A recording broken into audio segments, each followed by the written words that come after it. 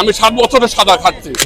আমরা যে 2 বছর কাজ করেছিলাম সে কাস্টডিটা পর্যন্ত ধরে দেয় না। আমি হাবিলদার আমিরুল ইসলাম, 22 রাইফেল ব্যাটালিয়ন, জুমজুমপুর, যশোর তখন ছিলাম। আমার 1 নাম্বার আসামি করা হয়েছে, অথচ আমাকে 1 নাম্বার, অথচ এই ঘটনার তেমন কিছুই আমি জানতাম না, কিন্তু আমাকে বানানো হয়েছে 1 নাম্বার আসামি। আমার যে সিও ছিল, তৎকালীন যে সিও ছিল, তখন আমার বিকালে যখন চলে যায় আমাদের দরবার নাই, এবং সে বলে যায় আমার মায়ের রক্তর কসম খেয়ে বলতেছি আমার ইউনিটের একটা লোকের কোনো ক্ষতি হতে আমি দেব না। অথচ সে সেনাবাহিনীতে যাওয়ার পরে সমস্ত কিছু উল্টা হয়ে গেছে। হ্যাঁ, অথচ সে বলছে আমার মায়ের রক্তর কসম খেয়ে বলতেছি আমার ইউনিটের একটা লোকের কোনো ক্ষতি হবে না।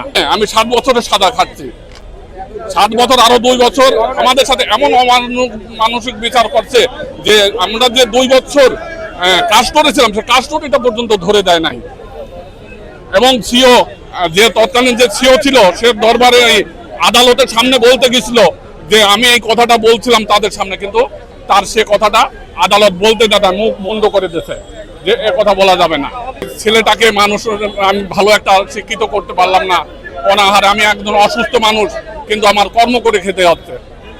এই বয়সে আমার কর্ম করে খাওয়ার কথা না। এখন একটা সিকিউরিটি ইনচার্জ হিসাবে ঢাকা শহরে আছি। আমরা এ পর্যন্ত যে অনাহারে যেভাবে আছি, আমরা পূর্ণ সুযোগ সুবিধা সহ চাকরিতে ফিরে পেতে চাই আমরা।